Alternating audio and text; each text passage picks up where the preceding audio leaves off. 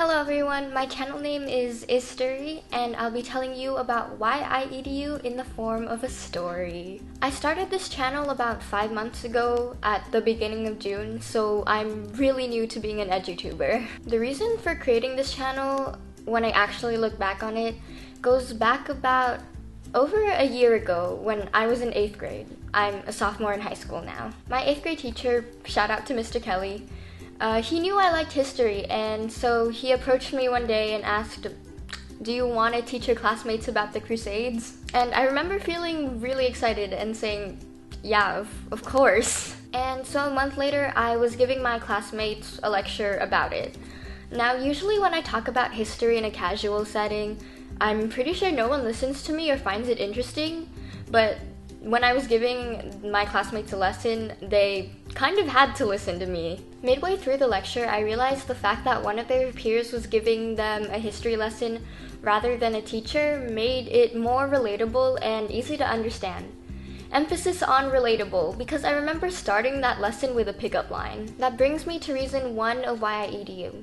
My target audience is people who are the same age as me. I just want to help fellow teenagers study for class and help them learn to love history as much as I do. And I try to do so by making my content more relatable and more casual than most edutubers would. Along with that, after the end of teaching my class, I felt satisfied with what I just did. It wasn't exactly the teaching that made it fun, it was the fact that I got to nerd out and talk about what I thought was relevant. That's reason number 2. I just love history and I want to talk about it. Alright, so a few months passed, I graduated 8th grade. A few more months passed, my freshman year of high school was over, and I still didn't have a YouTube channel. Last summer, I visited my 8th grade teacher with a few of my friends because his school year hadn't ended yet. I don't remember what we were talking about, but then he suddenly popped up the question of, when are you going to start your YouTube history channel? Now, he has his own YouTube channel. Shout out to Corporus, go subscribe to him. But when he said that, everything in my head seemed to click into place. Like, why didn't I think of that before? Then he said something along the lines of, you get to nerd out about something and people will watch you for doing it, so why not? And so I did. I started this channel, History. I realized as my sophomore year of high school started that making videos also helps me study and better understand the concepts that I learn in my classes.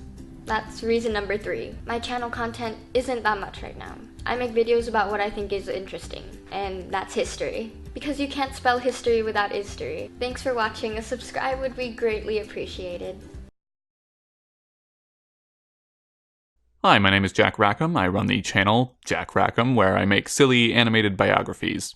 Since high school, I've kept this document on my phone where I throw in every bad idea I have, and every once in a while I'll go diving through there and turn one of those into a good idea, which is what happened with my channel. I wanted to make some CGP Grey style video about this guy I learned about in European history called Henry II.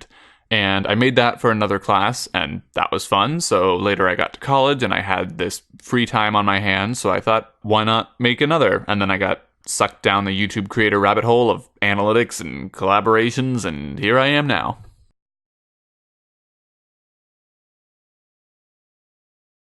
Hello, I'm Jasmine. Nice to meet you.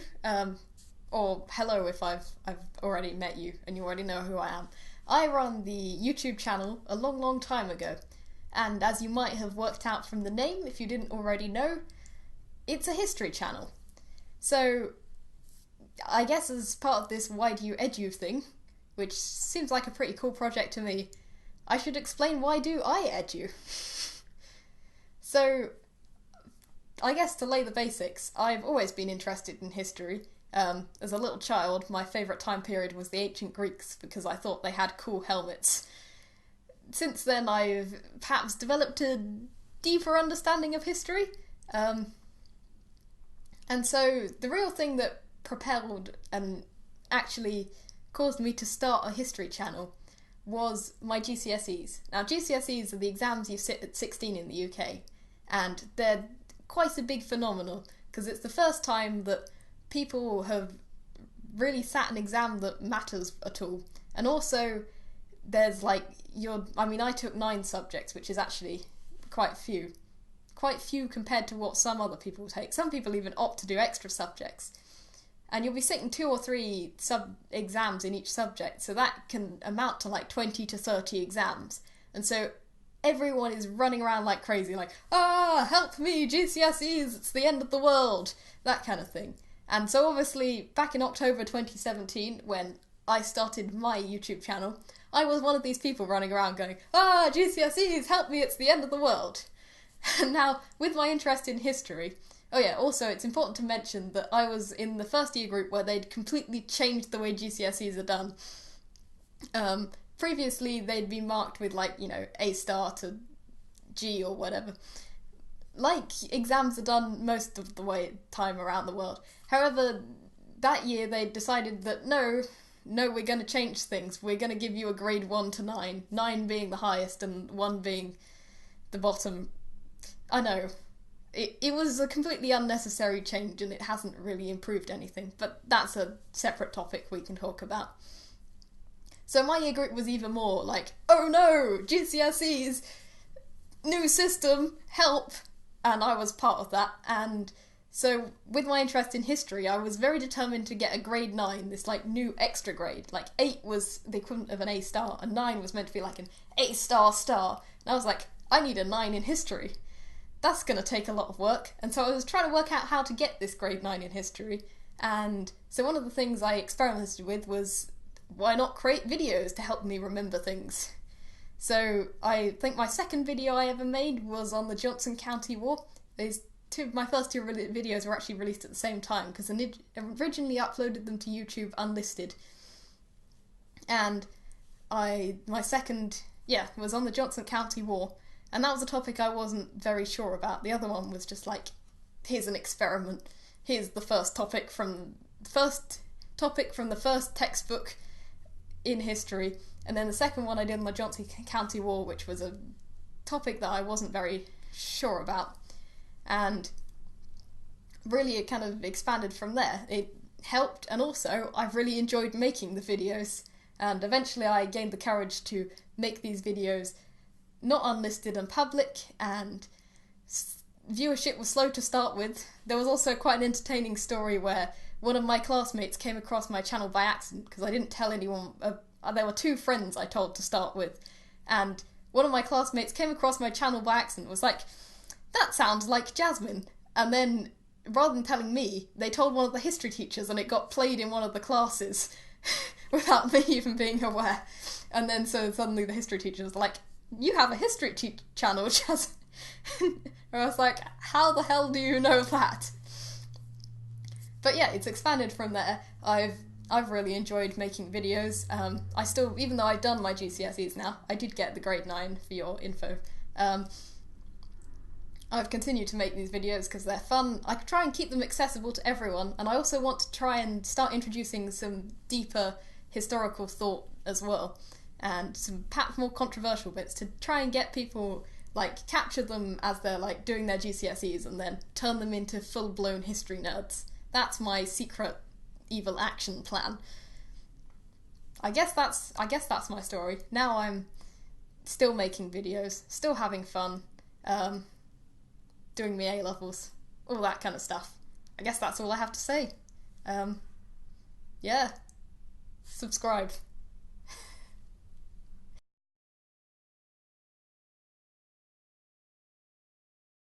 Hey everyone, my name's Connor and I run a channel called History House Productions, which focuses on telling stories from the past in a humorous manner, which is just a fancy way of describing this. He was successfully able to trick multiple other Confederate ships into thinking that he was the captain. Look at me, sure. Look at me, sure. I'm the captain now. What in Torres Nation? So I originally started making videos for school projects, but soon I found that I enjoyed the process quite a bit, so I decided to make them for fun and to help my classmates study. This was before I had a YouTube channel, so I would put all my videos on my Facebook. I'd say the reason I started a YouTube channel was just to reach a larger audience and also to interact with a community that was specifically interested in history. Facebook was great at the beginning because it let me post videos to people who already knew me, but obviously not everyone who I'm friends with on Facebook is going to be super interested in history, which which is fine. Nowadays, I tend to target a younger audience who maybe already loves history or is just casually interested, but not enough to watch a 70-minute documentary on the economics of the Brazilian Empire. That's why I think comedy can be such a useful tool in education, because, everybody likes to be entertained, everybody likes to laugh, and if they learn something along the way, good for them.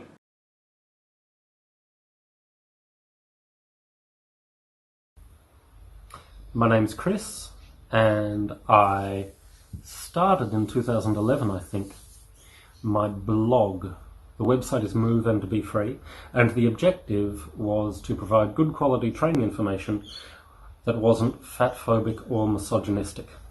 So that can be kind of hard to come by. Most fitness blogs spend a lot of time pandering to the beauty standard, and I don't advocate for weight loss. So that's weird.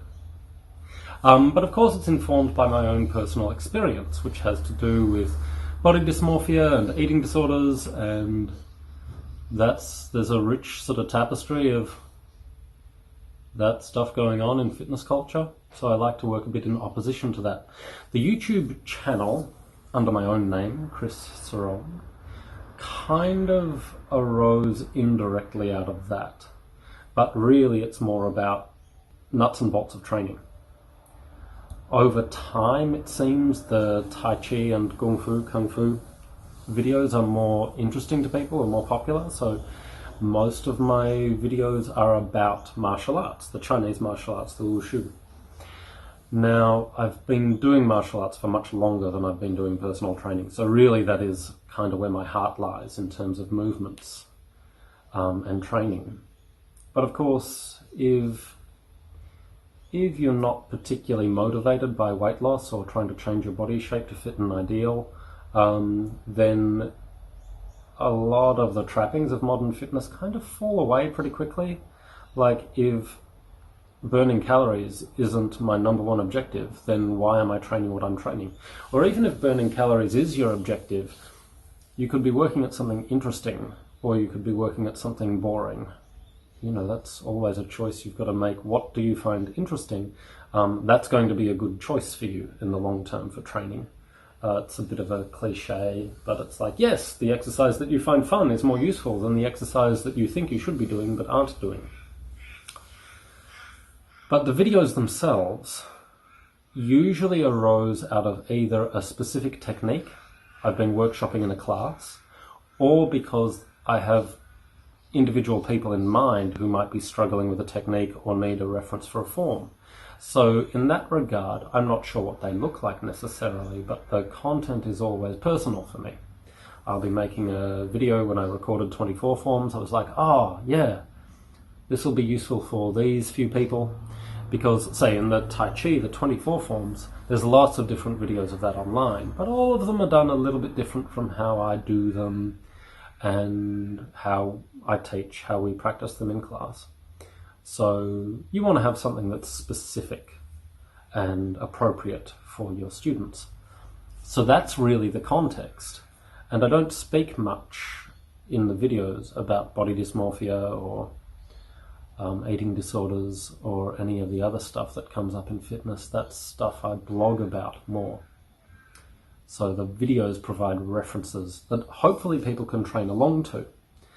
And when you're looking at martial arts videos on YouTube for forms, there'll often be a front view and a back view, but you might miss some other unique angles or some particular detail of the technique.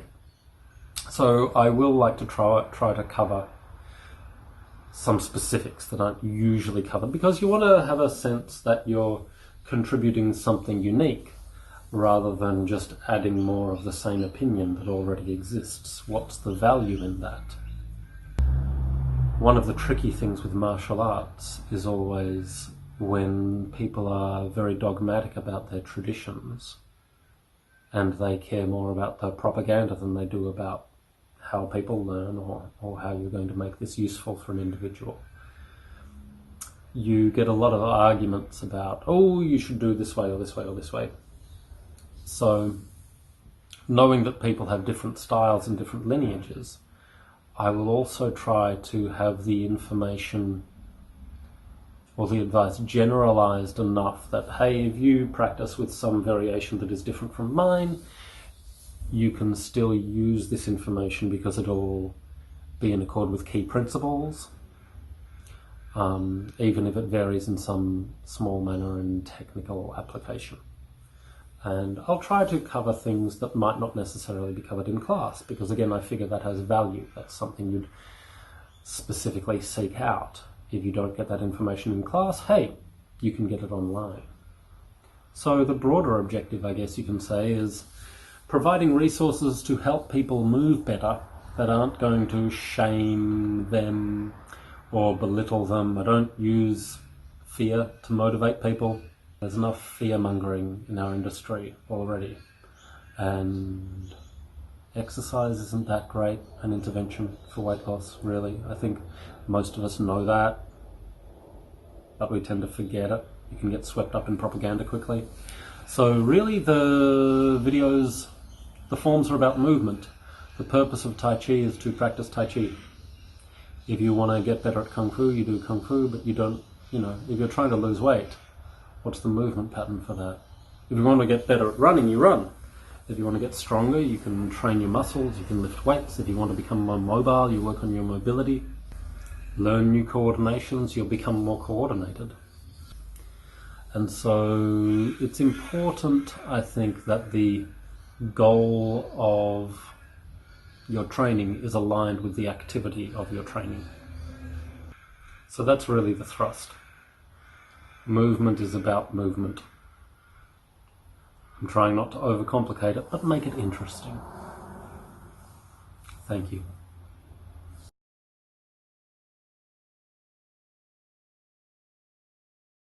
I'm Dr. Robert Reed. My channel is the Witness Performance Histories channel, where we do videos about Australian beauty history. And I started that channel as part of a larger project called Witness Performance to encourage conversation around contemporary performance, but also build up knowledge around Australian theatre history, of which there is very little. Australian theatre history has been fairly poorly served in the past by theatre histories and histories in general. And so I wanted to make sure that the information was out there and readily accessible for students who, like drama students, who might want that information and to know about the kind of work that's been made in their country.